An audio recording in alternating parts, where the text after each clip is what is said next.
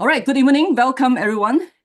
So how many of you have seen the market reaction so far to the FOMC this morning? Type of me.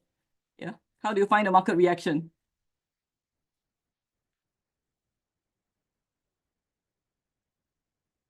Okay, first of all, let me introduce myself in case some of you are new to me.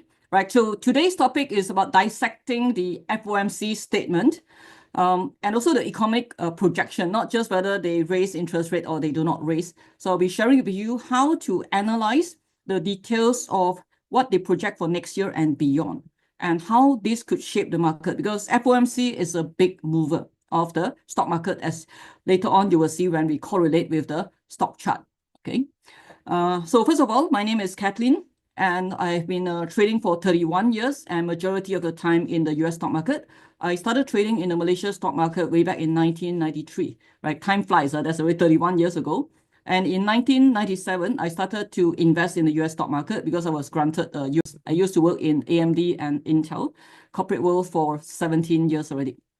Okay, so after that, I become a full-time trader and started Beyond Insights, which is focusing on educating people on how to invest and trade in a systematic, versatile, and safe manner. Because I've gone through a long way on, learning myself initially, I realized that that's not the best way. So I struggled with a lot of learning curve myself to understand the big picture, right? The macro, the industry level, the company, the technical analysis, the entry-exit rules, and more importantly, the psychology behind it, right? So today is about FOMC, so I will not dwell too much into the background of myself. Why I want to do this is so that you can shorten your learning curve. You don't have to go through so many years of learning curve before understanding one of the biggest mover in the stock market. Okay, so I hope that with this session, you will have better clarity, because reaction of the stock chart today, right, can cause a lot of fear in the market. Do you agree? Yeah, so I'm here to help you build some confidence into how you can position yourself.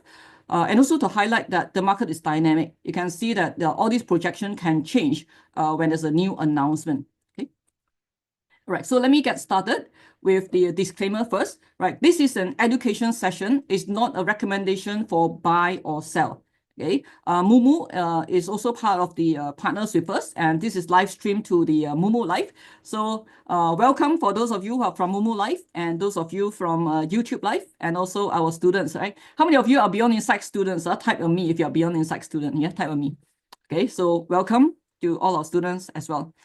So we are in the business of providing education for 16 years already in the stock market, investing and trading. Okay, so over here, we do not recommend you to buy or sell if you are not proficient. I mean, you have not educated yourself yet, because the market can be dynamic. Even after whatever I shared today, market can change based on new economic data or new events. Okay, so if you are not equipped with the knowledge, do not put this as an investment. But if you have already equipped yourself with the knowledge, then yes, you can take on whatever information that I shared here, right, and make your decisions yourself, right, on how to enter, exit, and also put a stop loss, right? Later on, I will share more insights about this. Okay, so both Beyond Insights and Mumu will not be liable if you're not educated properly and you take action on this, right? So make sure that you know proper risk management, not just entry, exit rules.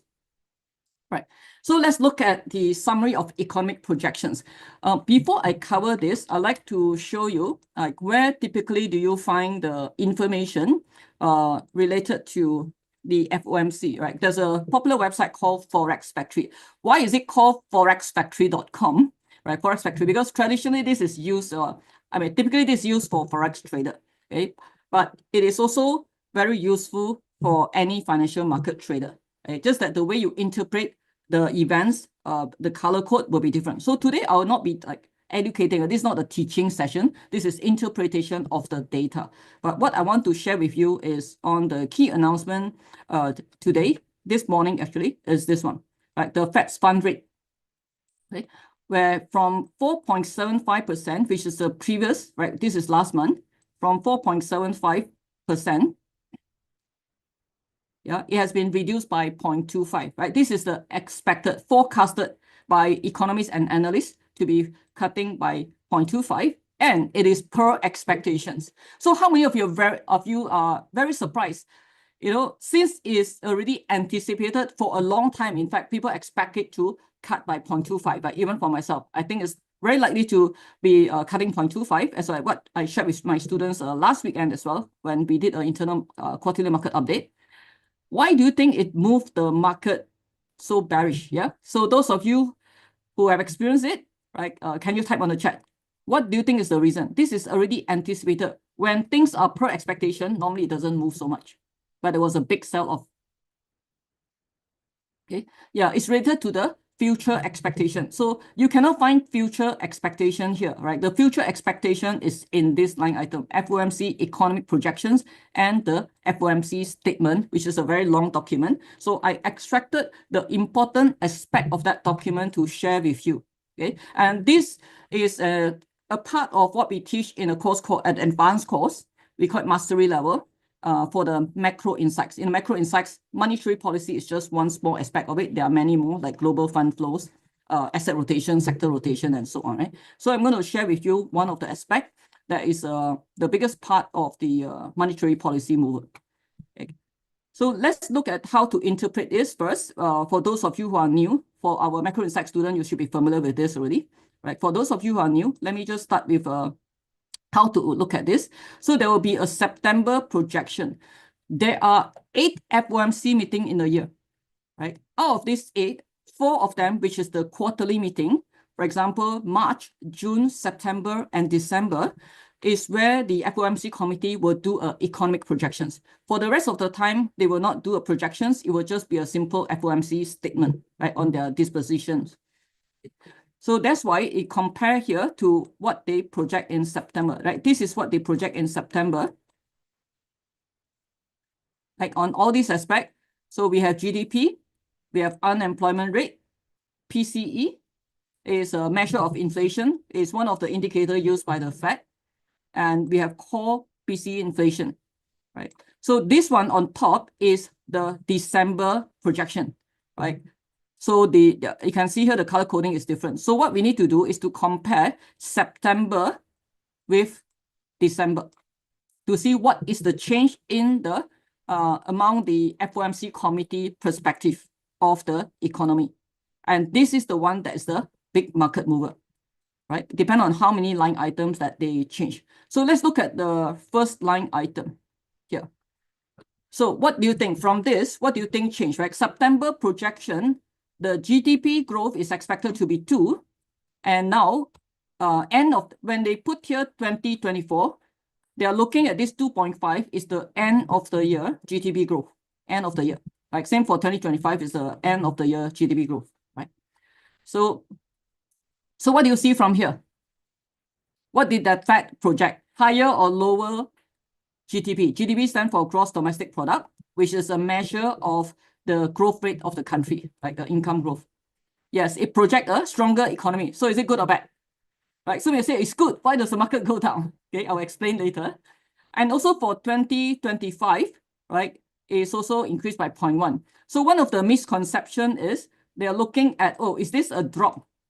Right? It's not a drop because economic growth is on top of the previous year. So after growing 2.5, right, they do not want to be too aggressive in the projection, right? After you grow 2.5, you're growing another 2.5, that will be very aggressive growth if compounded, right? So they're looking at conservatively a 2.1. So the good news is for next year, the Fed is anticipating a higher than what they previously expected, right? I guess because of Donald Trump on board and he has the tax cut, right? And also a lot of the incentive that he will impose on like the deregulation and so on, which is what I covered in a separate video earlier. If you're interested, you can watch my earlier YouTube live.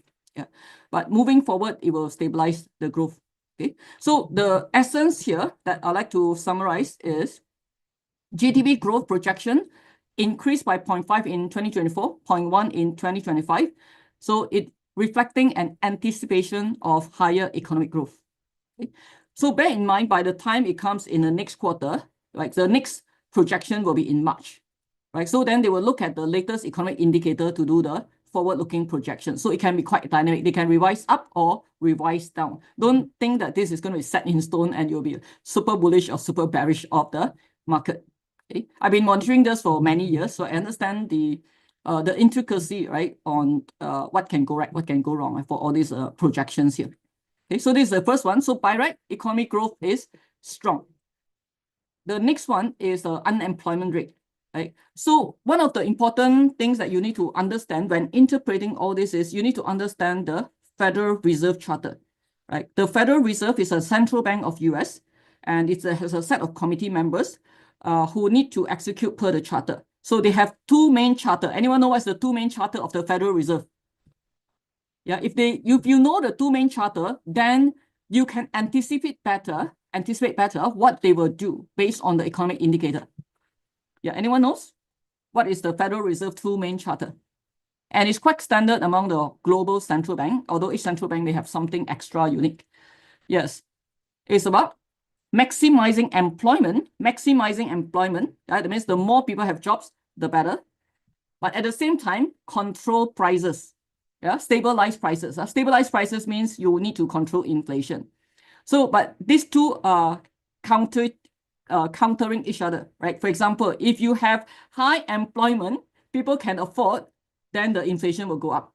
But at the same time, you need to control inflation, right? If the inflation is too high, then price become too expensive, then the companies may not be able to afford to hire so many, right? Then this will come down. So it's not an easy job to balance the two. So this is the Fed charter. So they will have to monitor inflation indicator and employment indicator closely.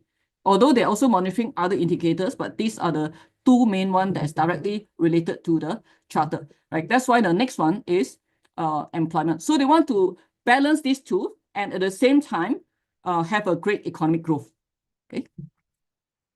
So let's look at employment. What do you observe from here? Yeah, I don't like to spoon feed because I like to train my students how to think, right? Then you can be lasting in terms of how to cope with the dynamic market, because you cannot be waiting for me and to decide how you want to trade the market, right? So we want to equip our students with the thought process. The thought process is the most valuable. How many of you agree with that? Right? Rather than spoon feeding you, okay, this one can go up or can go down, right? Yeah, but the thought process is what can help you to have the skills for a lifetime. Okay. So how do we interpret this? Is it good or bad? For 2024, September projection, unemployment rate actually go down. In fact, this is the, when they were projecting in September, the unemployment at the time was higher. But right now, the unemployment rate is already 4.2. And now it's December, nothing much can go wrong here. Right? So they are looking at end of the year is 4.2. But they expect next year is going to increase slightly. Okay. And after that, one important thing that I notice here is before that, they are looking at a 0.1 decrease here. Can you see? On an annual basis, they think that the unemployment rate will go down. But now they're looking at it flat for a few years. And the final rate, the longer run, they are targeting 4.2. It's also important to know what is the longer run rate. But today, I may not have the time to explain the concept of the whole longer run and how it influences the Fed. Right? Because I have a lot more to cover. So I'm going to just cover this more obvious one first. Right? So how would you interpret this? Does it show that it's easy or difficult to bring down the unemployment rate? Based on what you see here. Easy or difficult to bring down the unemployment? Yeah, because the longer term, they want to target 4.2, right? But the Fed thinks that it's not easy for them to do that. And one of the reasons is because the inflation is still high. So they cannot reduce interest rate. They know that one way to increase employment is to reduce interest rate, but they cannot reduce interest rate so aggressively. So because of this, they have put in a projection that they will have to live with a higher unemployment rate. Understand? Yeah, I do my best to explain this because this is considered advanced to mastery level, right? If you are a total beginner to stock market, you may find this overwhelming. Okay, that's why when we start teaching our students foundation courses, we start with the fundamental analysis and technical analysis, then investing, swing, and trend trading first, right? But this explains the why behind the market movement. Yeah. So, but I highly encourage you, if you already get over the beginner and the basic, right? This is the next level that you need to master, right? So that you know what actually are the big moves. So if you're a total beginner, it's fine, right? Just understand as much as you can. Sometimes you need to repeat a few rounds, even for our own students who did not attend the macro insights course. They just need to listen a couple of times, then they get better and better with the terminology. Okay. Yeah. So in summary, what does this imply is the unemployment rate is expected to be lower by end of the year, right, which is 4.2. However, it will stay flat at 4.3 for the next 3 years, okay, rather than decreasing annually. So this shows that the Fed thinks that the rate of the job growth so far is just enough to sustain but not decrease the unemployment rate. This one was extracted from Jerome Powell's speech. Let me show you what I mean here. In this meeting, over here, like after the FOMC announcement, right, over here, there are the economic projections, which you can get from their website, right? I extracted the main table, right? It's a very long document. Then there's a statement. After that, there's a press conference by Jerome Powell. It's a 1-hour session. So he will read out the statement, and after that, he opened for Q&A. So people will fish from him, what is his perspective of the why behind the projections, the why behind the table, right? Why do they put up such a projections? And that's where you can also learn a lot from it. And on top of that, people will ask him questions to get more hints into roughly which month they will cut, right? But normally he won't answer. He will say it's data-driven. Okay? Yeah, so that's why we have the this statement here is from Jerome Powell, says that the current rate of the new jobs creation, right? Because they're monitoring the jobs creation, which is about 70,000 per month, right? New jobs creation, he thinks that it's only able to sustain the unemployment rate, to keep it from increasing. But it's not sufficient to drop it because businesses need more confidence of the economic future, right? So let's say you are running a company in the US, right? What will you think, right? I always want to train our students to think like, let's say you're the Federal Reserve and you know what's their charter, right? If you know you think like Federal Reserve and you know the charter, then you know what they monitor. Then you know if you monitor that based on the data, what will you decide, right? That's the best way to learn. So or if you're Xi Jinping or if you're Trump, right? Yeah, what's your charter? Then what will you do? Okay? That's the way I learn and the way I teach our students. So then when it comes to the job creation, the business, right? If you talk about how to decrease unemployment rate, means the businesses need to hire. So just imagine if you're a business owner, how would you decide whether you can hire more aggressively? Yeah, just type on the chat. How would you decide to hire more aggressively? What do you need to consider? Okay, let me see what is on the chat.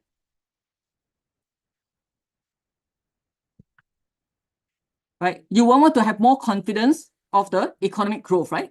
Yeah, so for example, here we have the GDP growth. At least you need to know that the economy is growing and what are the challenges ahead. And if you're not confident, then you will slow down your hiring, right? Even though you want to hire, you may be slowly hiring. And because of that, they don't think the new jobs is going to increase so fast. So currently, it is still healthy because he says it's maintaining. So it's just able to maintain the unemployment rate. And that's the reason why is put as flat over here instead of coming down. The other reason is because they didn't cut interest rate. If you didn't cut interest rate, the business owner will think that the economy will not grow so fast, right? Or recover so fast. So they cannot hire so aggressively yet. Okay, so it's a chicken and egg. One data depend on the other. Okay, I hope you are able to follow so far. If not, you can always play back this video. So the next one is the inflation. So there's two inflation data. You just forget about the technical term because there are a few measurements like CPI, PPI, and PCE, right? So just take it as a different way to measure inflation. Okay, the Fed prefer this PCE. The composition of the measurement, like what items they use and what's the weightage is different between different indicator. Okay, so if you are new, just treat it as this is the indicator and how do you interpret it? Right. So from here, September to December projection, what does it mean? Right, increase, right? So the Fed thinks that the inflation will increase by end of the year, since we are already mid of December, almost the end of December. So the inflation has already increased compared to September. But the worst one is here, right? Next year. Originally in September, they forecast next year inflation is only 2.1. And the Fed has the target, right? The end target of inflation, you need to know the target. Their target is average 2%, like average 2%. So previously, 2.1 means it's almost there next year, right? When it's almost there means they can be more relaxed to cut interest. But now they are increasing the projection for inflation to 2.5. Right? Means there will be still some time before they can bring it to the target rate. And you can see here, it will take another year to get closer and one more year to get closer to their target to bring down inflation to around 2% annually. Okay. And this is caused by, later on, I will show you the chart, right? This is indirectly is a good thing because inflation too low means people cannot afford, right? This means people can afford. That's why the price of the goods can still go up. Yeah. Later, I'll show you the international inflation rate and you will understand better. Okay. And there's a core inflation and a PC inflation. So what is core inflation?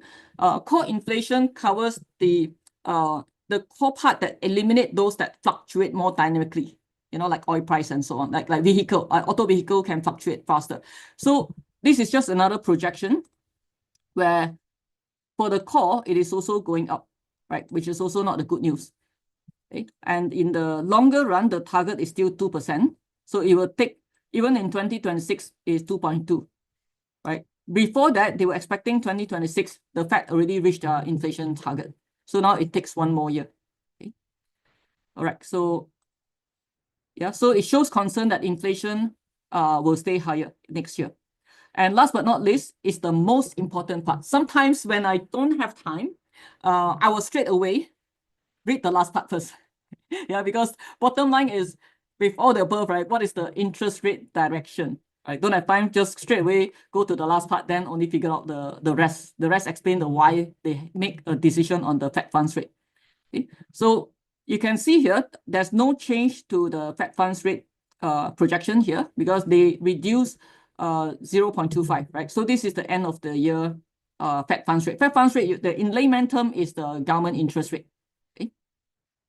So the most important thing that make the market bearish, okay, this morning is because of this figure, right? Previously, they expect a drop from here to here, right? Let's look at this. End of 2024, the rate is supposed to be 4.4, right? And in September, they project next year is going to end up 3.4. That means there will be a 1% point decrease next year, right? 1% interest rate decrease, which can be implemented in 4 rounds of 0.25.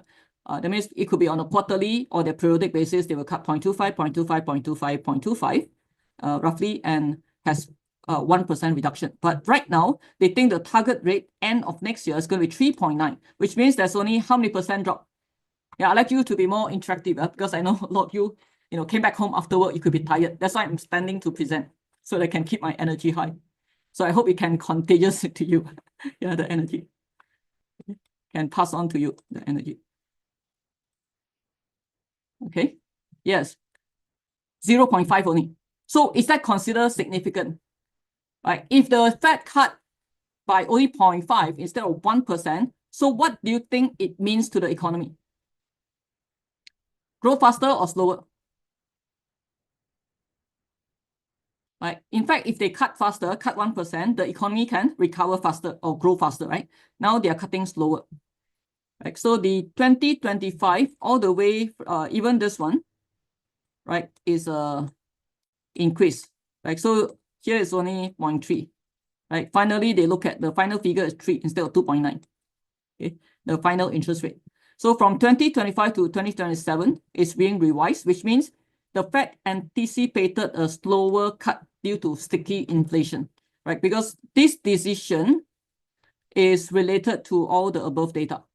Okay, they make this decision because of the data above. Okay, so far? Right, I hope you can follow. If you can follow, yeah, just type a yes. Is it okay? If you are not sure which part, like just type your question. We have our team supporting on the chat. I have we have our financial market analyst online as well. Okay, so is this useful so far to understand the why behind? Okay, so let me move on. If you find that's too fast, then you can rewind back later on. All right, so this is called a dot plot. It's another interpretation of the same thing, but using a different dimension, right? Just now, it's a table form. Right? Just to give you a quick snapshot on what is the dot plot, right? So when the FOMC has a meeting, they have many members. Each dot represents one member voting. right? And they will vote on the right-hand side, the interest rate they think will be the projected interest rate for the year ending 2024, 2025, 26, and 27. So each dot is one vote. So this dot plot is pretty interesting. It shows you where majority of the people are voting. So if you go through all here, you will see that it is 4.25, right? They are voting for around 4.25 to 4.5. Usually it's a range. So but it shows consensus. But because it's year end, right, most of the people can project better. Normally, the further you go, the less consensus you have, right? So you can see here, this one looks like a diamond shape. Okay, how many of you watched the Inception? You know, the spinning top, where you cannot come out from that. Yeah. So it still shows that majority thinks that the rate is about somewhere here. Yeah, which is this area, 3.75 to 4.0. Right, so that's how you interpret it. How many people vote for that? And these are the outlier, right? There are some more optimistic, some more pessimistic people, right? These are the pessimistic one on top, the optimistic below. They think can cut faster. Okay. Yeah. So this is called median. Median means you take the center point. Yeah, it's not an average. The average will get distorted by the high and the low. So from here, you can see that this year in 2024, the Fed has already cut 1%. So next year, the projection is to cut 0.5 rather than 1, and the following year, another 0.5. So people think that this is too slow, right? Originally, what used to be for 1 year cut in next year, end up is spread out to 2 years, right? So this is going to slow down the economic growth. And after that, it's just 0.25. However, what I'd like to share with you, I've seen this data on a quarterly basis for X number of years, for many, many years, and it's quite dynamic. So if the inflation comes down more consistently in the next 3 months, then you will see in March, they will revise down the figure. Okay, so what you need to do is to monitor what the Fed monitor. All right, so there's another dimension. This is a bit advanced. This is called the CME Fed Watch. Let me put in a more layman term. All these are different dimensions to look at the forecast for the interest rate growth or reduction. Yeah, this is a probability, is assessing the probability of a cut and how fast they cut based on looking at the Fed funds future. Right? You can actually trade the futures of interest rate using an instrument called futures. Okay, I used to trade futures as well, so I can understand where this projection come from based on the premium for the futures, right? And how many people actually focus on the long versus the short of the interest rate, right? Then it can give you some aspect of probability where people are betting on the interest rate. So it shows here that based on the latest decision from the Fed, right? I extracted this morning, but this data can change more dynamically when there's a new news. It shows here, right? Until this is January, March, and May next year, there will be no interest rate cut until June. So based on the projection of Fed funds future, the first cut will be in June next year. Okay, June next year. Of course, this will be dynamic depending on the inflation and employment rate. Okay. Yeah, and it shows that there's a 44.2% probability it will end up in this interest rate. You can see all these are just probability. It can change based on new data. Okay, so if you cannot understand this, it's fine, because it's a bit on the advanced side. Yeah? Okay, so here it shows one compared to in September. I just want to show you the contrast. In September, they are expecting it differently. They're expecting 0.25% cut every meeting. Okay, after that pause, then cut again. Right, cut. The moment it step down, move to the next column means there's a cut. There's a cut. And you can see by which month they cut. All right. Okay, so not so important for now, because if you're a beginner, you just need to know what does it mean, right? Rather than all the details of how to interpret. Okay, so let me share with you, right, how likely, right, if you were to anticipate, let's say you want to anticipate what's the next move, what do you need to do? You need to look at the two major indicators that the Fed monitor. So first of all is the PCE inflation. There's a core PCE and PCE represented by these two lines here, right? The core is actually very important, right? That's the measurement of the most essential goods and services. You can see that it's plateau here, right? And can you see it's ticking up, right? Recently, it actually went up. So is it good or bad for inflation control? Yeah, it has been going down aggressively because during early days in 2022, right, inflation shot up very fast. So the Fed raised interest rate aggressively to almost 5% a year. Okay? But there's a delay effect. After you raise, the impact to the economy is not so fast, right? You cannot bring down the inflation. So you need to give it some time. Then people slow down spending, business slow down spending, right? Then only the inflation can come down. It come down when people find that the price are too high, then they buy less, right? This will be intentionally slow down the economy to control prices, which is not a good thing typically. So now that it's getting closer to the target of 2%, right? The target is around average 2%, right? Originally, it actually reached here already, but then it U-turned a little bit, right? Let's hope that it can continue to come down. If this continue to come down, then you will see the Fed will start cutting again. Okay, if this stay flat, if you are the Fed, will you cut? And if it goes up, it's even worse, right? Yeah, the moment it goes up, you will see the market will be bad already because they think that the Fed may even slow down further. Okay, so let's hope that it doesn't continue to go up. But with Trump policy, there's a lot unknown because he's imposing tariff. Okay, tariff will be another topic in the future that we can cover. How many of you are interested for us to cover tariff? Okay. Yeah. Okay, so now this is the main concern on why the Fed cannot cut so fast. Can understand so far? Yeah. All right. So next, I would just want to share with you, in addition to the US Central Bank announcement, there are also other central banks that's important, especially to the relative currency movement. This part is a bit advanced unless you are trading Forex, okay? You may be more used to monitoring all this. Yeah. So this is for the whole month of December. You have Australia.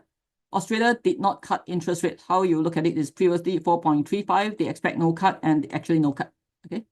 Yeah, then there's a Bank of Canada, right? Bank of Canada was very aggressive, cut 0.5%.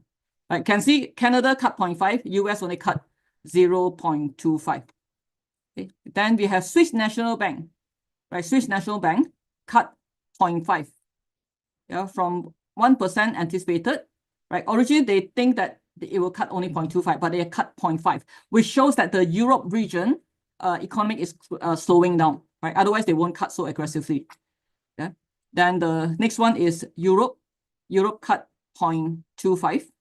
Right, which same as the US, and Fed funds is 4.5. And this one, because I was very busy this afternoon, I didn't have time to paste this. It says tentative, but it's already announced today. This morning, the Japan Central Bank, BOJ, stick to 0.25, no cut. Right? And last but not least, 8 p.m., which should be announced already. Okay, this one, 8 p.m., which is overlap with this hour. The anticipation is no cut for UK. Let's look at the actual to see whether they are cutting. It should be out by now. Yeah, no cut, right? So stay status quo, but there's a shift. This shows how many vote increase, nobody vote increase, 3% vote decrease, and 6% vote flat. Okay, that's how we interpret.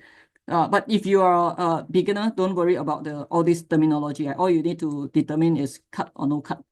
But what does it mean, right, to the currency market? Currency goes by relative interest rate. Okay, later on I will show you what it means here. So if you're an advanced trader, right, then you can monitor this. You're a beginner trader, you trade based on the fundamental and technical. But later you will realize why it's important to monitor the bigger picture if you want to get more advanced in the stock market. Okay, all right. So now we are going beyond the US, right? Going macro. Do you want me to go there, or is it too much? Okay, so let me share with you. If you cannot understand, it's okay. Yeah, just stay on for the rest of the interpretation. This is the global inflation trend for us to see the big picture around the globe, because we are no longer in an isolated economy. Why I study the global inflation and interest rate? Because this affects the global funds flows, where money flow from which country to which country, and what stock market, which asset type, which sector actually have highly dependent on a lot of this kind of movement like inflation and currency. Okay. And of course, other aspects. So let's look at the inflation trend. The inflation trend can tell us which currency is likely to be stronger, right? Let's look at it. US is still having the highest inflation so far. China is the lowest. So let me ask you a question. Is low good or bad? Is low good or bad? Yeah, type on the chat. Is low good or bad? Low inflation. Good or bad for the country? Bad. Why bad? Why bad?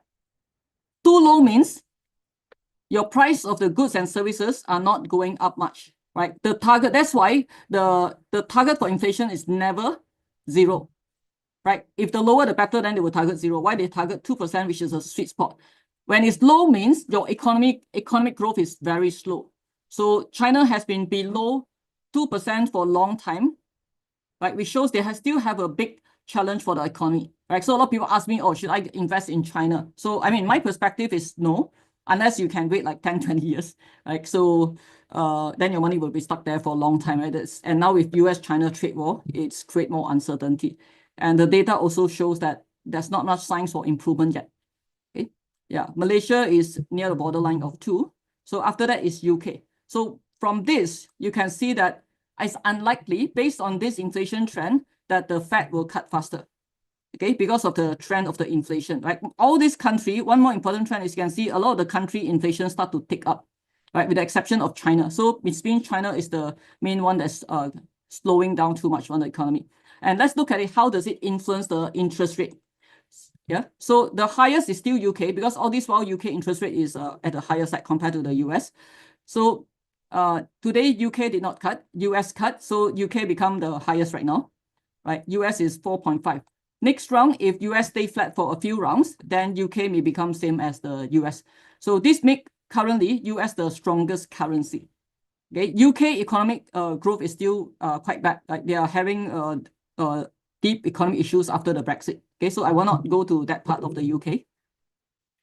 So US interest rate will stay at the highest, then followed by Australia, New Zealand. Right. So why is it important? The strongest interest rate will usually determine which currency is stronger. Okay, so currency, you trade currency in a pair. Let's say you buy US dollar, short Japanese yen, right?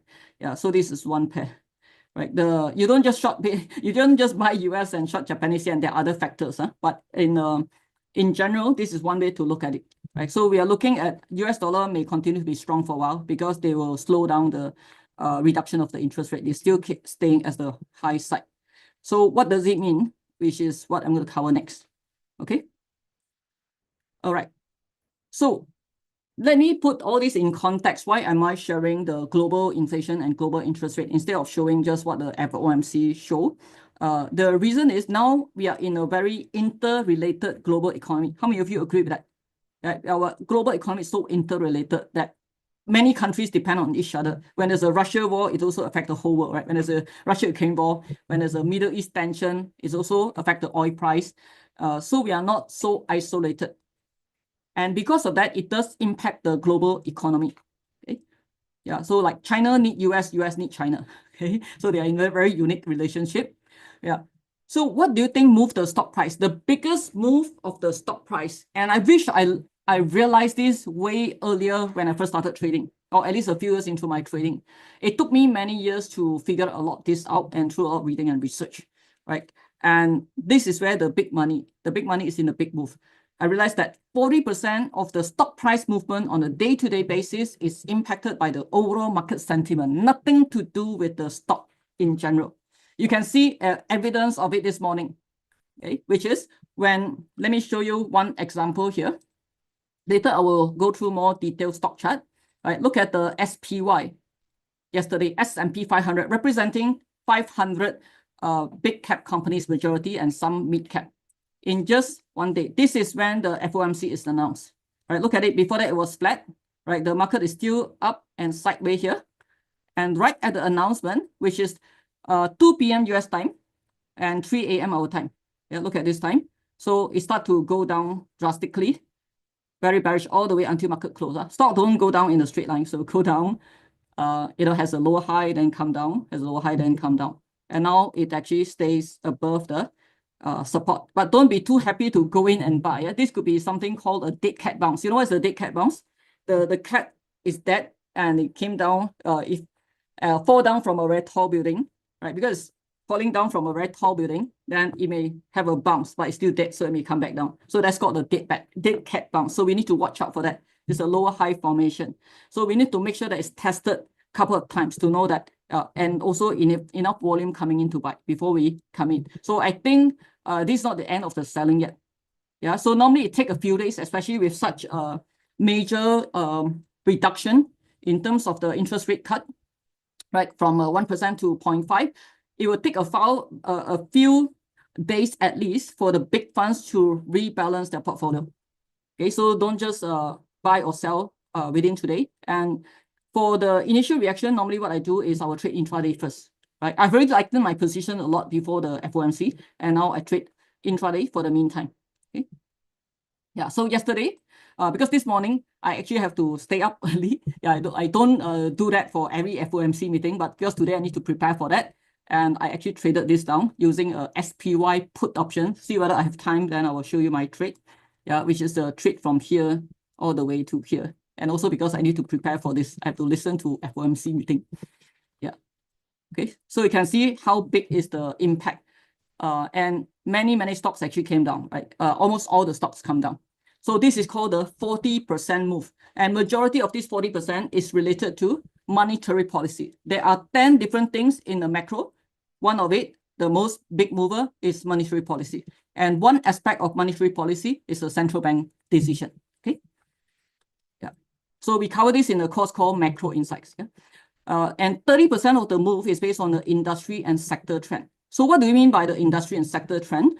Example, the bigger trend that a lot of people may be aware of right now, right, is called AI, right? Artificial intelligence. So you can see because of AI move, since the ChatGPT was announced and become very pervasive in November 2022, then you have a lot of AI stock rallied a lot, right? So this is called the big mega trend, but there are actually at least 6 mega trends that move the stocks, right? And next year, guess what's the theme? Okay, later I will share with you. You can type on the chat. You know what is the big theme? Already started now until next year. The theme has started earlier, but it's going to be a much bigger wave moving forward. Okay? So those are the sector trend. There's also industry trend.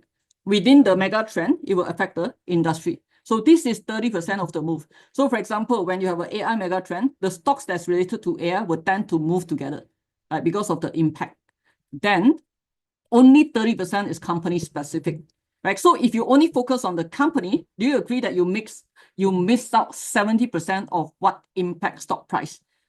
Is that a big miss, right? If you only focus on the 30%, you miss 70% of the move. And that's why I said I wish I knew this earlier. Then you just need to trade a few big moves. It's enough for the year. Okay. So the challenge is I was still working long hours during that time, right? So I'm focusing a lot building my skills for trading until I left Intel. Then I started Beyond Insight not long after that. So it's still a long day work, but this is my passion. Teaching is my passion. So, but if you have the focus, right, to just focus on this and learn the big trend, you don't have to trade many trades. Of course, it will take a couple of years at least, right, to master this. It took me 31 years of trading to see all the different market cycle to figure out a pattern. Okay, but what I want to share with you is don't miss the big picture. If you miss the big picture, you don't know why your stock suddenly hit stop loss. Okay, yeah. So, and how many of you are interested to understand the big picture? Right, we have snippet of it, like election is also one of the macro event, right, which drive a big part of it. Right, the next part is the, for example, AI, fintech, big data, cloud computing, and so on. Right. Yeah, so if you're interested in this, right, just type a me if you're interested, or yes, just type a yes if you're interested to understand more about this. Yeah, we have an event that can save you tremendous amount of time figuring it out yourself. Okay, it's called the BI Symposium. Those of you who have joined us earlier, you will be aware of this, and all our students will be aware. So we have a symposium on 18 January at the Nexus Bangsa South. It's a full day event. And we charge a very nominal rate because the event is very expensive. Okay, it costs us more than 100,000 just to rent the space alone, although we have some sponsor. But here is where we want to educate a lot more people on this approach, the tops-down approach to the financial market. So let me show you what we have here on this link. Right, so we have some great speaker lined up for you. Right, yeah. So one of it is Brad Steenbarger. Right, Brad Steenbarger is, it was very fortunate. I'm so glad that he accepted my request. He is a coach for hedge funds trader. So he has coached many elite traders trading for proprietary and big funds. And he himself is an active trader. Okay, so we will have a live interview because he's residing in New York. It will be 40 minutes of live interview. I prepared 10 very crucial sessions, crucial questions that I want to know and dig his brain as well, right? Because he worked with so many elite traders and I'm an active investor and trader, on what makes great trader and what is the routine. How many of you would like to understand the routine of great traders? Yeah, type of me. You want to know what is the routine like that make them very successful? Okay, how do they groom themselves? Yeah, to be like that. Like, so this Brad Steenbarger, he's also a clinical psychologist. And on top of that, we have people who will share the mega trend, right? These are people from the industry. So we have Raja Azmi. He's a director of strategic pursuits at Google Cloud. So he's taking care of the ASEAN deployment of cloud computing. Okay. And on top of that, we have Feng-Chi Men. He's the CEO of YTL AI Labs. And he's the CPO, Chief Product Officer for the digital bank, one of the major initiatives for YTL. And YTL will be launching the digital bank next year. Okay, so there's a good chance you can listen to him. I've listened to his talk before in the FinTech conference, and that's why it's very interesting. I invite him to speak at a symposium to tailor it to investors and traders. Right, this is not like a general talk about the this industry. This is how does it relate back to investor and trader. And also we have Mumu Malaysia, head of dealing, right, which also will be one of the panel speaker on the market outlook at the end of the day. On top of that, we have our team of elite trainers here. We have Jeffrey, one of our senior trainers. All these are our senior trainers and financial market analysts. So Jeffrey will cover options and 𝘧𝘪𝘴𝘏 will cover the China market update. We did a very detailed study on China in case you are curious what is happening in China. And also we have Kut, right, one of our senior trainer on a very systematic approach to the financial market. Right, so if you're interested, you can click on the agenda. So we have, I'll be one of the keynote speakers as well. So the first part, we will cover what does it take to become a successful trader. This is an interview online via Zoom. The rest are all face-to-face. I will be covering the big mega trend. This will save you a lot of time figuring out yourself, right? Just like this FOMC interpretation, because you also need the experience to do that. And also AI and FinTech. This is where you can read the details on what is being covered by Feng-Chi Men. Then we have Google. And also after that, I will come back to talk about the macro. Right, start of the day, I will give you the big picture of the mega trend. After the keynote speaker, I will come back and talk about the global macro. So we only talk about FOMC, right? The central bank is just one aspect, but there are geopolitical tension, there's a trade war and so on, right? So we'll cover those aspects. And then what does it mean to the outlook of the US market in 2025? Yeah, after I give you this overview, at the end of the day, we have a panel session, right? Which is not only me, but we also have the director of the head of dealing from Mumu. And afternoon, we have a 2 breakout session, right? Morning is a common track. Afternoon, we have 2 breakout sessions. We have 2 p.m., which cover the China market insight, deep dive into China economy and also the market outlook. Then we have the tops down. Are we covering how do you approach the market from the 40-30-30 approach, right? That give you the best leverage. Yeah. Then before the final session where everyone group back together, you can look at the second track here, the breakout room. Is where we cover options, right? So options is my favorite instrument. In fact, 80% of my trades are in options, both investment and trading. Then we have opportunities in the US versus Malaysia market. So these are a lot of the people here are potentially from Malaysia market. Who here trade Malaysia market? I type of me, type of M, okay? If you trade Malaysia and US, you type M plus US. Right? You only trade US, you put US. Right? At least I get to know you better. Right? If you only trade Malaysia, you put an M. You trade Malaysia and US, you put M plus US. Yeah, only US is, or you can type Hong Kong, right? Yeah, so here we are going to share with you how do you need to approach differently. Let's say you have been trading Malaysia market and now you're interested in US market. Right, what are the core difference you need to take care? You cannot use the Malaysia style strategy to the US market. It's different, right? You cannot use the US style for the Malaysia market. There's some difference, although there's some commonality, right? So this one, if you're interested, this will be a very good session for you, right? Will be covered by our senior trainer, Kut. Okay. Then by 5 p.m., you'll go back to the main room to cover the market outlook. This one is actually a great value for money event. If you are interested, you just click on the get a pass, right? There's 11 days to the event. And also now we still have the early bird price where you can get at $299 because this cover the meal and the event venue cost, which is very expensive. Like with this, you are able to get the access to the full event and also the event summary, digital summary, and 1 buffet lunch. Of course, I would encourage you to get the VIP pass. We have a limited VIP pass, $598, where you get priority check-in because there's going to be a lot of people. And the networking opportunity with all the speakers that you'll see. except for those on Brett's team budget on Zoom. You will have a morning and evening high tea breaks as well, yeah, which is not available for the general audience, right? Then the event replay, you have 30 days, so even if you miss the other track, you can still listen to the replay, right? So, and you get one private dome lunch included, yeah, not together with the rest of the people, but it's a private lunch where the speakers will be there, right? So this is actually a very low fee for summarizing all this key information from all the experts that you have. So do you agree it's really worth it? Right, so do this is on January 18, so do sign up right before the pass are gone, especially for the VIP. Okay, so now let me get back to this. Right, now that I cover the first part, then let me summarize the key takeaway. Yeah, I have another 10 minutes to go. Like the key takeaway from this is, what does it mean to the market, right? Let me summarize first, then I'll go to the stock chart. Right? Following the outcome of the December FOMC meeting, right? This is from Morgan Stanley. I want to show you, the so-called expert opinion first, then I'll share with you my opinion. Okay? He says the December FOMC meeting, which was decidedly more hawkish than anticipated. So this actually came as a surprise to many people, although it may not be a fully surprise to me, but I didn't expect them to put it in this meeting so fast. Understand? Yeah, so the Fed can do it more gradually, but sometimes they do it more aggressively. The projections are usually quite dynamic, although we anticipate a 0.25% cut. Okay? The one that is less anticipated is the year after. Okay? Next year is not so surprise. Yeah, although there's some element of a shock, right, to those people who don't understand projection. Okay? But the year after that, slowing down is the one that is a surprise. Yeah. So the Morgan Stanley anticipate 2 rate cuts, and they anticipate March and June. Okay, whereas the CME Fed Funds Future is anticipating the first cut in June. So who is right, who is wrong, we will not know. I will say that it's too early to tell.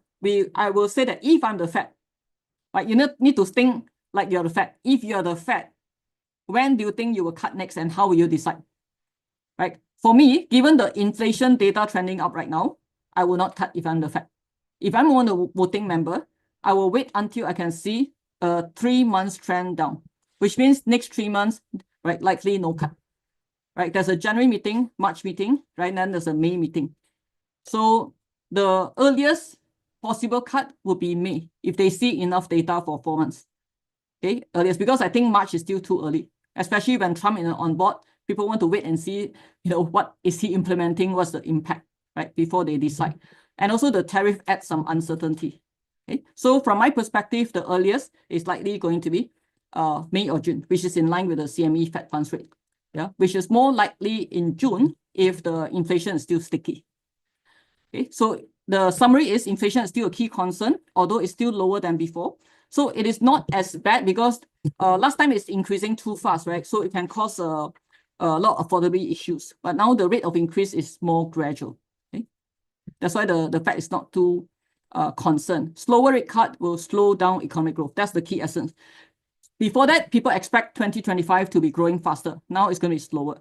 But there's one key message. If you listen to the Jerome Powell speech, he said something that he's happy with the situation right now, right? He thinks that the next year is going to be a good year. That's his sentence. He thinks next year is going to be a good year. Okay. Yeah. Share which part? Change. Oh, okay. Oh, okay. Sorry, I didn't know there's a screen share issues. Let me reshare my screen because some of the feedback says that cannot see my screen. Okay, let me stop share and share again.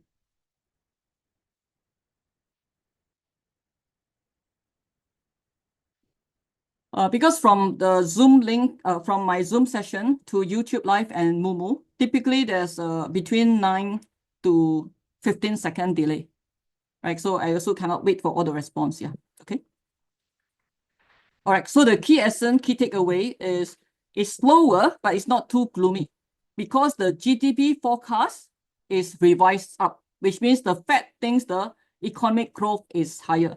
So because they think it's higher, they don't have to cut so aggressively, right? People will still be able to afford to buy stuff.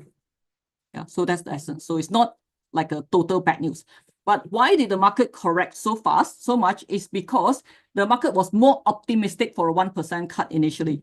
So the market needs to correct the expectation. Does it make sense? So this is not like we're going to have a disaster, big crash or so on. At least from my perspective, it is not. I think it's just going to be some profit taking. And now you need to be patient, right, to wait for stronger support if you have not entered the market. If you have entered the market, make sure you have risk management and lighten your position, or at least if you know hedging, right, then you hedge it, right? For the meantime, you want to trade. If you really want to trade, you can trade intraday, right? If you don't know intraday, then you wait for the market to settle down for at least 5 days. 5 days, right? Just my guideline, just like earnings announcement. Because of the big change and the fact the big funds need to takes time to reallocate their portfolio. But if you're an experienced trader, right, then you can see the great deals for strong companies that all this while you want to buy, but it's too high. Like this is a chance for you to be patient to get in at those strong support level. Okay, I still see this as an opportunity because of the economic growth next year, and Trump will do whatever it takes to make sure that the economy is in good shape. Right. So monitor the inflation and employment-related indicators because this will be the key focus to determine the future rate cuts timing. Okay, even the Fed cannot tell you when they will cut because they will be monitoring this indicator. And last but not least, Trump's tariff policy may have a significant impact on inflation. So stay tuned in this area. His new appointment to this position. Let me get the name of the person. There's a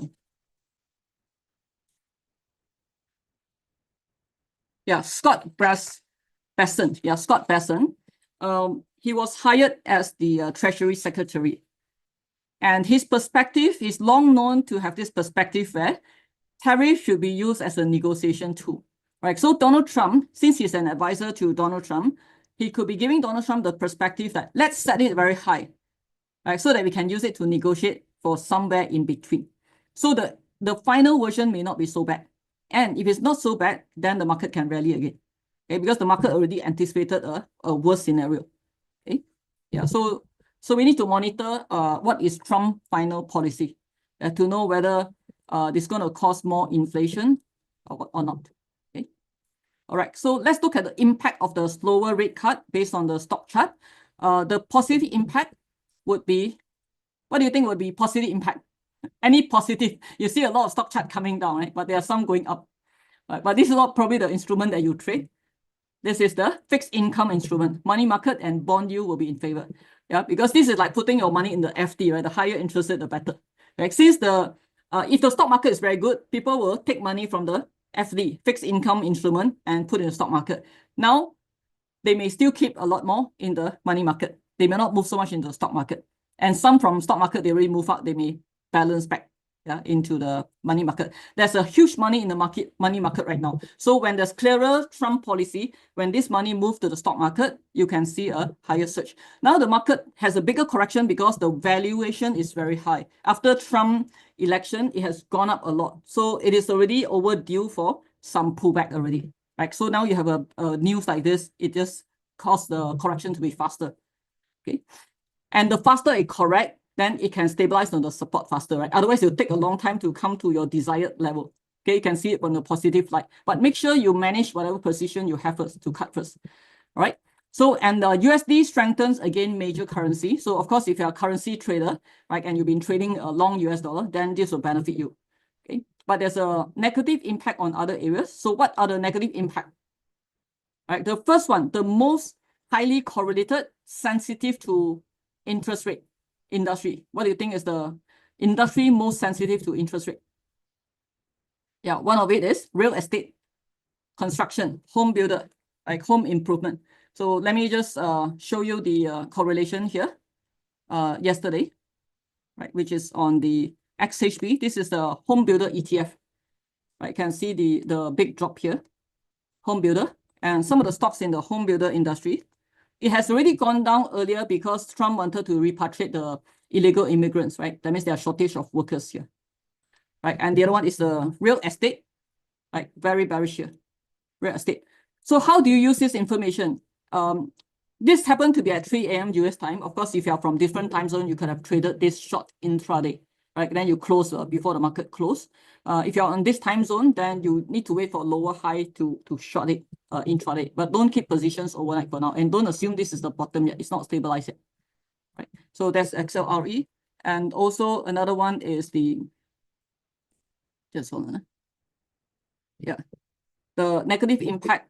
Home builders, home improvement, and oil and gas will have a slower growth, right? Means lower demand for oil and gas since the economy is slower. Companies with high debt, like the airlines, has been going up. The JETS ETF for airlines has been going up very high.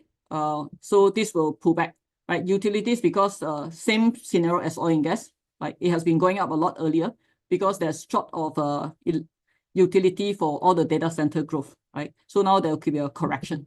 Then the telco, industrial, manufacturing, healthcare, and the small cap. Small cap usually do well when the interest rate is lower. Okay, but when the interest rate is high, then it doesn't do so well. So all these rallied earlier will pull back. Okay, so if you know how to short, right, you don't only you don't necessarily need to trade long, right? You can also trade shorting, shorting, which is making money on the way down. Discretionary spending, because higher interest rate, people will control the budget more, right? So it may affect travel, credit industry, like credit cards company, retail, people will not buy, they don't have so much spare money, and automobile. But automobile has an impact for the EV industry, mainly because you will see Tesla has gone up a lot, right? Because of the Trump factor, due to all the tariff can reduce the competition in the US for EV industry. So you should not short just based on one condition, right? You have to put in the multiple condition when it comes to different industry and stocks. Right? So this is more in general automobile as a whole, okay? Not EV itself. And US stocks with high foreign exposure, because if US dollar is strong, if most of their money, most of their revenue are derived from overseas, then when you convert back to US dollar, it will become small and you may end up missing earnings expectation. Okay, so this is one of the things you need to take note of. So what will benefit after the correction? I think all stocks will correct typically, right? In general, just how much they correct. After that, you can look for US domestic company will be less exposed, because with a strong dollar, their raw material import will become cheaper. But you need to look at where they import from, right? Because from the rest of the world, there will be tariff of 10%, right? Mexico and Canada, 25%. Then China is 60 plus 10%, right? So, but if they are not exposed to this country, and it's just 10% tariff, it's okay, because the US dollar strength will override the tariff. Okay, so it will be good for US domestic companies. Okay? So if you may want to balance your portfolio in this nature, and brokers will be negatively impacted. Okay, mainly because, I mean, it's good. Let me recap. Good for US local company, but not good for high international exposure company. Right. The next one is brokers, because when the market is good, more people trade. Market not so good, and less people trade. Right? That's the high correlation. And high interest rate typically is good for brokers and banks, because they can earn more money from the interest differential between the loan and the deposit. Okay, so this in general, but all stocks will correct for the meantime. Right, will have a negative impact for now. Until they settle down, you can selectively buy some of the brokers, especially those related to crypto, because of Trump factor. Trump wanted to increase the crypto reserve, right? Yeah. Then foreign stocks will usually be bad, because US funds will and Europe funds are the main big funds in the world that invest in foreign stock as well. But when the US dollar is very strong, they will lose money from foreign exchange, right? So they will reduce foreign exposure. So it's bad for foreign stocks. Yeah, especially those foreign stocks listed in the US, and also bad for emerging stock. When inflation is high, it's bad for those companies that are not making money now, but the money derived from future. Right? High inflation means future money will be valued less. Okay, so that's the essence of this stock cut, this lower rate cut. So let me just randomly, because of time concern, I'm not sure whether this explanation is good for you, or you just want me to cut on, go to here. But I hope that I can balance those of you who want to understand more, and those of you who want to understand the what. Like, I typically like to understand the why, rather than just the what to do and how to do. Okay. Yeah, so let me just, that's the end of it. And I have a Q&A. It's already over time, but I can stay back a short while, probably 5-10 minutes to cover some Q&A. But before that, I want to show you the positive impact. Just now I mentioned about the US bond yield, right? So there's ticker called US10Y, right? This is the one go up. And one of the important thing that we need to take note is, right, the bond yield is the anticipation of future interest rate. So when this goes up, you think you can take it as people foresee the interest rate is going to go up. Right? If it comes down, then more bearish, then okay, they think the interest rate drop is going to come in. Right? This is a more advanced level understanding. So you see here, it actually broke the resistance and potentially becomes support, which means that people anticipate the interest rate will stay high for a while. So now that means you put in fixed income instrument in the US government bond, you get 4.5% return, right? Yeah, so this is where, for those of you who are more sophisticated, right, you can put some money in the money market, some in stocks. Yeah, so this is the 10-year bond yield. There's also the 20-year bond yield. That means the interest rate for putting in the bond is US government bond is 4.8. Okay. Whereas the overall SPY likely going to correct further. Yesterday I was buying a put options. I didn't have time to really cover it right now. If I have chance, I will show in a separate time. And that one trade itself made me 29K US dollar buying put options to trade from here to here. Okay. So it's worth my time waking up. Okay, I hope I have more time next round to show you. Okay, it's the reason I may not want to show here is because it requires intraday skills with options. Okay, so some of you may not be able to follow on that. Yeah, because what is this options and what is it? How do I trade the intraday? Right, so this is using intraday with options to trade from here to here. Right, and the gains here is actually close to 29,000 US dollar, which is more than 100,000 ringgit in one move like that. So that's why I said the big money is in the big move. Okay. All right. So any questions that I need to pick up? Let me check with our team. Lex or Stacy, is there any questions? Yeah. Before I finish, while you're getting the question for me, just want to share with you. Since Mumu is also sponsoring these sessions, right? At least they are channeling this to the Mumu Live so that more people can understand all this and get to have more confidence in the market. Let me summarize that despite the market correction, I personally feel, this is my opinion, right? As of now, right? Because the market is dynamic, there could be new data coming in that can change the perspective.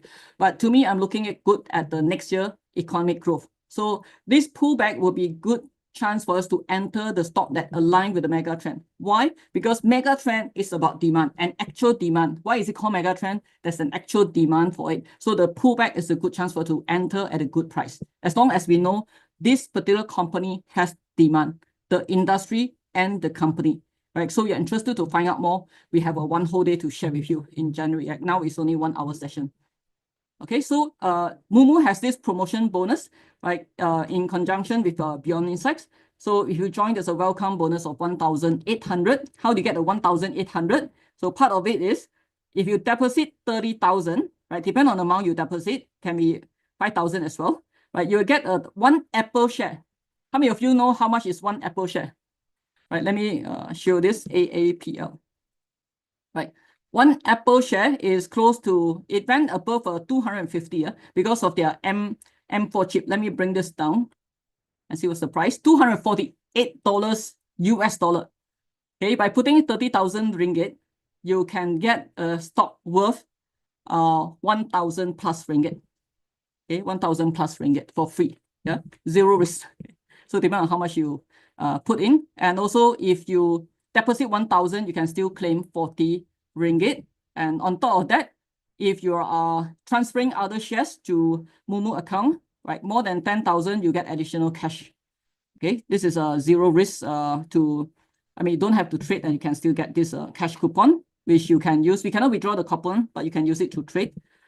And if you can transfer more than 100,000 share, then you will get free NVIDIA share. Okay, so if you have more questions, you can post it to the Mumu support as well. Right. So this whole transfer of shares can be worth even 1,499. All right. So do click on the, do scan this QR code if you're interested. And our team can also post it to the link, right, on the start.mumu.com/beyondinsight or scan this QR code. Can leave this here for a while, and you can also replay this, right, to find back the code if you missed this. And also just want to remind everyone on our symposium, right? Scan this QR code and our team can paste the link as well on the chat for you to register. Okay, don't miss this opportunity. Just want to share with you, we run a weekly webinar to educate people a systematic process to investing and trading. For those of you who are new to investing or trading, or you have traded for some time in the Malaysian market, not familiar with the US market, or you have traded for a long while, but you may not have a systematic process, right? On the step-by-step on how to approach each trading style, plus how to deal with different market conditions and the proper money management, right? Then attend our 3-hour webinar. You can go to our company website, beyondinsights.net, right? Beyondinsights.net. Then on the top right, you can see the weekly 3-hour replay webinar with a facilitated session, right? You will see my sharing of 2.5 to 3 hours, right? This is a 1-hour sharing, so we can only focus on a specific topic. But I'd like you to also join the symposium to get the big picture, right? This is an event we only hold once a year, so don't miss it. Okay, so now let me see whether I have any quick questions that I can answer, right? Yeah, so in essence for next year, right, any questions related, is it clear enough? For next year, what I'm alluding to is be patient right now, wait for the correction to settle down first, but prepare for the great company shares that you want to invest. I'm not an investment advisor, right? So I'm not supposed to give you buy-sell signal, okay? We are educated. Okay, so I can just share with you my perspective of the market. All right, good. Right, so don't be too gloomy. I encourage you to listen to the Jerome Powell speech. You can find it in Moomoo. Oh yeah, so let me show you where you can. Moomoo has a very good live feed. If you log into Moomoo, this is the desktop platform. Click on this community, right? Click on this community here, and it somehow go to my other screen. Right, then click on live, and this is where you can find this live session. There are also other sessions here. They have earnings call. So let's say after earnings announcement, you can come here. This morning we have Micron announced earnings, so you can listen to the conference call. Yeah, it's actually a pretty interesting earnings. If a lot of you are interested, then we can have a YouTube live. Our next YouTube live will be on Tesla earnings announcement, right? The next earnings announcement for Tesla. But if you are interested in other specific topic, do put your comment on the chat. So if there's a lot of people interested in that, then we can create an education webinar on that itself, or a YouTube live like this. Like, so you can see there's actually other webinars here, and Federal Reserve. Yeah, this is where you can listen to the press conference, right? Click on Federal Reserve and click on this. Then you can listen to it live, and go to the section. If you are so worried about the market, go to the section where Jerome Powell says he's actually happy about the condition right now, and that he thinks next year will be a great year. So if you listen to him directly, then you'll know his perspective. Right? But remember, the stock market is 6 to 9 months ahead of the economy. You cannot look at the economy recovered fully, then only invest. It will be too late. So we are investing in the anticipation of the future. Right? So the Micron earnings also have some good insights, which I won't have time to cover, on when the PC market will recover, and also their positions on AI. Right, so that's all I want to cover today. So I hope you find this useful. Do type some comments here and click a like and share this with more people if you find this useful. So is this useful for you? If it's useful, like just type yes, and also write what would you like to learn more from us, and also share with more people so that they can get properly educated. I also want to take the opportunity to warn everyone that there's a lot of scam people emulating myself and my company on the YouTube Shorts and also TikTok, and also sometimes Facebook. Right, I have a Facebook. I don't use my personal Facebook for any advertising. So when you see Kathlyn Toh Facebook page, that means that's the wrong one. Right, people emulating Kathlyn Toh, which is also a fake one. We have 30 over emulations. So all advertisements will be under Beyond Insights name as a sponsor. And take note of the spelling. We are Beyond Insight with the S. Sometimes they play around with the spelling. Okay, so and do share with us. Send to support@beyondinsight.net if you detect any potential scam. Right, do send to us so that it doesn't cause any harm to anyone. All right. So I hope that this helped you, and we look forward to see you in our next session, especially the symposium. All right. See you next time. Thank you, and trade well tonight. So we'll be interesting market mover. Prepare well. Those of you who have traded intraday, I can give you the last quick view of where the market. The good news is the QQQ. Right. doesn't break below here. So these are, if you are wanted to invest, I would say that this is a more conservative value level to wait. We don't have to rush into the market right now, right? There's still going to be, it may go up a little bit. Don't be too careless. What do you call that? Kiasu, yeah, or kiasi. That's kiasu, right? Yeah. So, it may do this. Okay, then you let it settle down a bit. There could be a couple of possibilities. This could be one of it. So don't be too happy, bounce up, then you buy. You'll be caught in what you call a dead cat bounce. Right, then after that, unless it stays here for a while, that means people are still optimistic. Yeah, and now because it's a year end, people go for holiday, they may start to lighten the position also. Okay, although year end, normally we have something called window dressing. Usually it's a rally period, right? But now because of the Federal Reserve announcement, I don't think there's going to be a Christmas rally. Okay, there's going to be Christmas profit taking for now. But watch out for all those stocks that you want to buy, right? There's a lot that is. I cannot give tips here, and I'm not into tips. But you look at all the critical support, right, for the strong stock in the Magnificent Seven, right? All the mega trend stock, especially the Mag 7. Look for all the strong support area, and you can stagger buy. You don't have to go all in. Once you hit the strong support, right, you can stagger buying this for long-term investment. Unless you're a short-term trader, you can trade intraday until the market stabilizes on strong support. Then you can start trading your swing trend or investment. Okay, that's how I will position myself for this as well. Right. So thank you very much. And so let me see. So there's a question here. Since I mentioned that there's no Xmas rally by end of the live stream just now, should we still upload Xmas video? Oh, okay. Yeah, I originally created a Christmas video to show that there's a Christmas rally. Okay, so now I don't know whether I need to publish that because of this. The Federal Reserve just spoiled the Christmas for Americans, or even for some of the investor and trader. So it become no Santa Claus gift right now.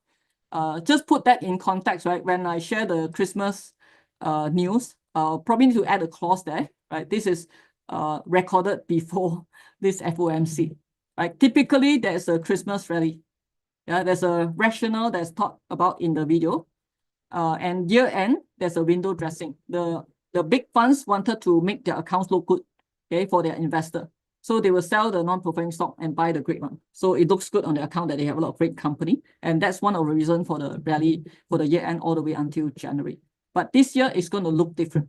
It's going to look different. But if the correction is big and it started on a strong support, I think there will be still big funds wanted to buy those strong companies. Okay, then in that case, it can still rally again by January. But don't expect, you will see that potentially the current high for SPY is going to be a major resistance here, right? Because this already factor in a higher interest rate cut. So now lower interest rate cut, this can become the resistance. So you need more correction to factor in the bad news first before you go in. Does it make sense? Yeah, so there are so many types of investor and trader, so I cannot say for all, but from investor perspective, be patient, but do your homework first. All right, for intraday, you can trade both sides, so you don't worry. Okay, you can trade up or trade down. Okay, so happy trading tonight, and do your homework. Most important is manage your existing position. Okay, so if you see that there's still a lot more room to reach the next support, then you can cut it first rather than be cannot sleep tonight. Okay, right. Thank you very much, and I look forward to see you next round. And I can see whether if you want to stay back. Let me see. I can copy my find my my trade quickly, since I'm not sure whether I have a chance to share this again with you. Just a short while.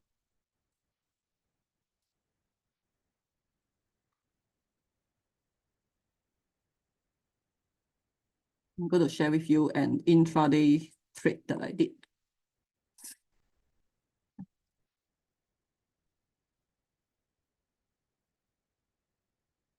Okay, yeah, I found it already. My trade log, my trade snapshot.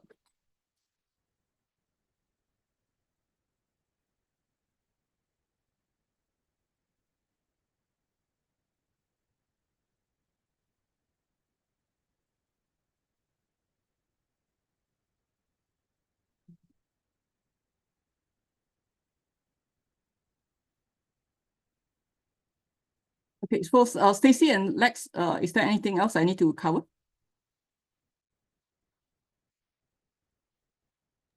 Kathlyn, just now you mentioned that by the end of the video, you tell the audience what's the big theme for next year. Okay, so I managed to find my trade log, so I can share this with you for those of you who are staying back. So you know that all this learning is actually worth it. Okay, sorry, I didn't have time because all this FOMC is this morning itself, and I have a lot of meetings, so I didn't have the time to prepare so many things. Let me show my screen first. Not sure if we have a lot of people still around. As I mentioned, because I need to prepare, I don't stay back for like 3 a.m. for all the FOMC meeting, but this one happened to be one of the meetings that I stay. And let's look at this trade that I make, right? It's on SPY put option. Put option is to trade down. In options, you can trade up or trade down. And this is the realized gain I make just this morning from 3 a.m. to about 5 a.m., like 2 hours, $29,000. Is that good money? So translated to ringgit, if you times 4.5, how much would that be?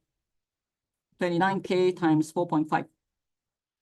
30 times 4, probably 130,000 in one trade. Okay, so this is the, before I close the trade, the top is already closed. I have 40 contracts of this, and the average price is 539, right? And this is before the market, before that it surged until 32K, right? After that, by the time I do partial profit taking, then it came back down to 29K. Yeah.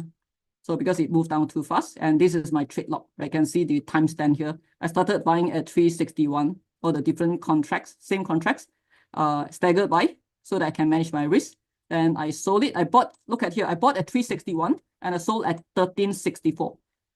Okay, for the first, all these staggered contract, like the first contract bought around 3 something, and I sold this same contract at 1364. So the first 10 contract, I managed to get a realized profit of 8,000 plus. So if you accumulate all this, right, is 29,333. Is that good money? Yeah, this is using intraday with option skill. But before you know intraday, you have to learn your swing and trend trading first. Okay, and this is also because I understand how to interpret the FOMC in the fastest manner. Okay? In fact, I could be faster because I was focusing on preparing for teaching initially. Then I say, oh, this trade I must trade. Okay, because it's you know, you can have many outcomes. So, and I realized that it's a very big move, right? So I decided to trade. If I have entered earlier, it could be even bigger than this. Yeah. All right, so that's all I want to share, and hope that you focus on building the competency. Just want to qualify, right? This take me many years of experience before I reach this level where I can interpret things like that. Okay, so don't expect that, and also depend on your account size. But do you think it's worth it when you can achieve this one day? Yes or no? Right, when you can achieve this one day, then it's worth it. So I encourage all of you, you know, to decide to commit, right, to learn this properly, right? It will be worth it. You just need to give yourself time. It's not going to be overnight success, not going to be overnight millionaire. But if you're willing to focus the time in a couple of years, you know, like for me, I've traded 31 years without enough mentoring. Even though I attended 11 different trading classes and investment class, but it's not as systematic as what we teach our students today. So that can really cut short your learning curve. So if you're open to that, join our webinar at our website, beyondinsights.net. Okay, and it's on the top right side, and it will be a time well spent for the 3-hour webinar. All right, so I hope all of you have also input what you like to see next. Our team will look at it and it will propose to me what is the next coverage. Most likely it's going to be sometime in the January. Okay, and we're going to have published a video on the post-election as well. Post-election coverage on all the cabinet appointments by Donald Trump and how it moves the market, like the FCC chair, FTC chair, the Treasury Secretary, the Security Commission, and how it moved both the crypto and the stock market. So watch out for that. And also the Christmas rally video, plus the next live session. Those are videos that you can view yourself on the YouTube, but the live session will be the next Tesla earning. Look forward to see you there. Okay, bye-bye.